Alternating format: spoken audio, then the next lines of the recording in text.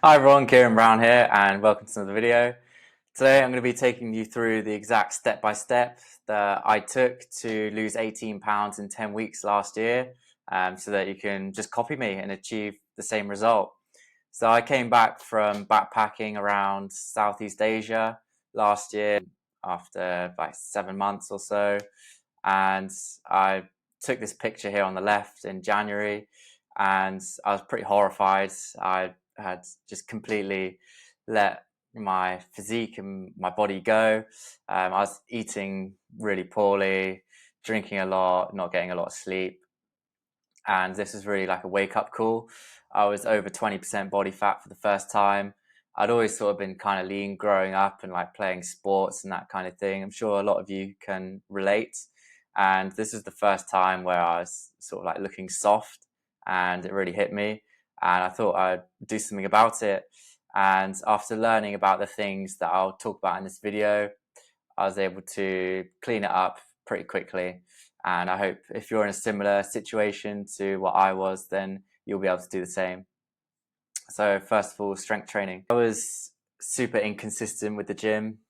I was tried for years and years to go for long enough that I would actually see some results, and it just never happened. I would commit for a few weeks and then just go months and months without. And it wasn't until I um, bought a program to follow in January that things sort of changed for me.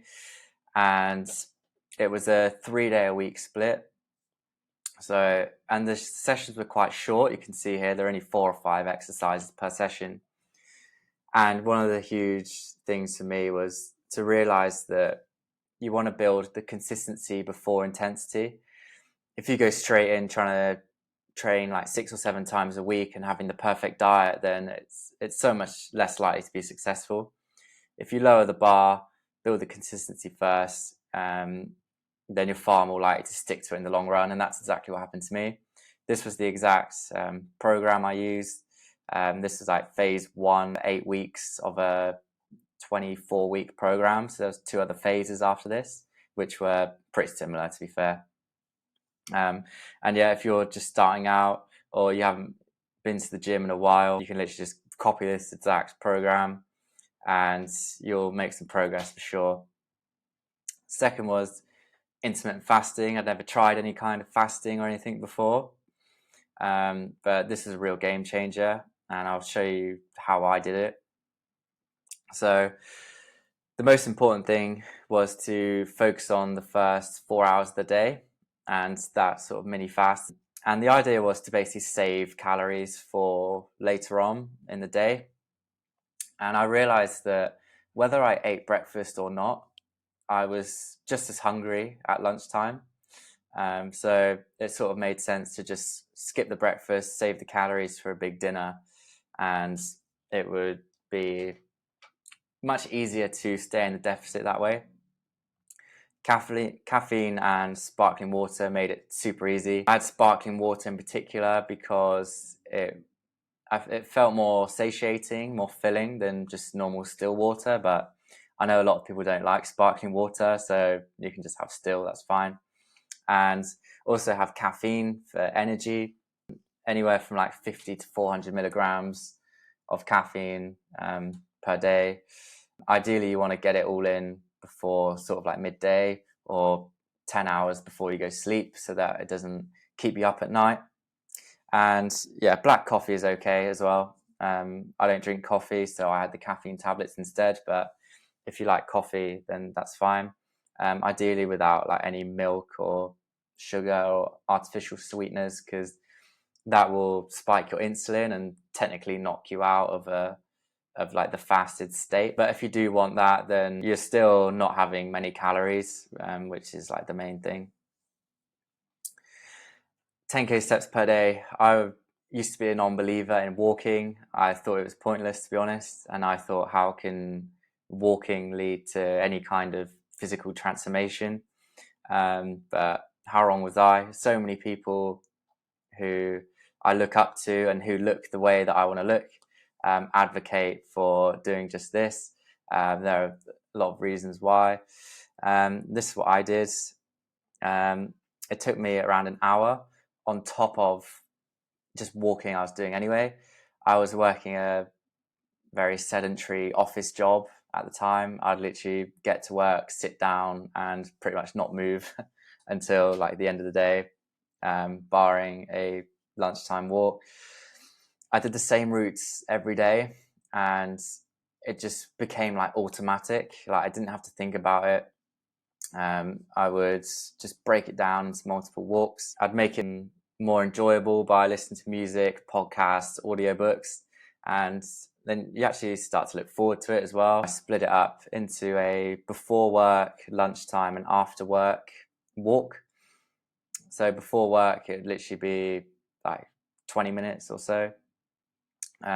If when you're first deciding your walking routes, a good little trick, let's say you want to do a half an hour walk, is to like leave your house and put a 15-minute timer on. And as soon as that timer goes off, then just walk the exact same route back, and then it'll be exactly 30 minutes. And then eventually you'll sort of get used to the routes around your local area, know how long it will take. It was about 2K before work, 2K at lunch, and 4K after work. And what I used to say to myself was I wouldn't let myself go home after work until I'd got at least like 9,000, 9,500 of the steps done. Because I have a few steps like anyway in the evening, and that would make sure that I did the 10K each and every day, and it was super easy. Weighing myself, this is a huge one. I'd never really done this before, like very rarely like weighed myself, but I bought these smart scales. They link to an app on your phone, and I would put all of my daily weigh-ins into a spreadsheet, which looks like the one on the left, and I literally like turned it into a game. When I had a good weigh-in, I would mark it green. If it was bad, I'd mark it red, and I was just focusing on the body fat percentage at this point. And it was just super motivating because each and every day you have an opportunity to win. You don't have to wait a week or even a month to see a win. It just, each and every day when you wake up, you have that opportunity to get the day off to a great start. And, if you have a few red weigh-ins in a row, or like a bad week, then that's when you need to change something. And it just enables you to take the emotion out of it, and you can literally just focus on the data, switch your brain off, and make decisions based on the data. Nutrition, I'm just going to nestle it down into some concise advice. So you need to count your calories once or eat the same meals every day, which is what I did. I would have the MyFitnessPal like scanning barcodes. If I wanted to deviate from my usual meal plan, I just made a breakfast, lunch, and dinner that fit my macros and tried not to deviate from it. And when I did, I would use the MyFitnessPal. So that's pretty much your two options. Or if you don't want to have the same meals every day, then you'll just have to scan everything. I used a website called tdeecalculator.net. That stands for Total Daily Energy Expenditure. To calculate my macros, it's a great site. There's loads of other cool bits of information on there based on your stats. You basically put in your age, gender, current weights, current body fat, and like how tall you are and how much exercise you do. Protein, I'm sure you've heard before, literally 0.8 grams per pound of body weight, or 1 times lean body mass, that sort of thing. For most people, if you're getting at least like 120 grams plus, then you should be okay. And don't drink calories. That was a huge one, because they don't give you any benefit. They don't make you feel full. They don't give you any nutrition. Just stick to water. Tracking. So we sort of spoke about this with like the weight, but these were how I basically, my physique goals sort of per day and per week, like broken down, and also like lifting goals. So a great aim is for a 1% drop in body weight per week. or around a 0.5% drop in body fat.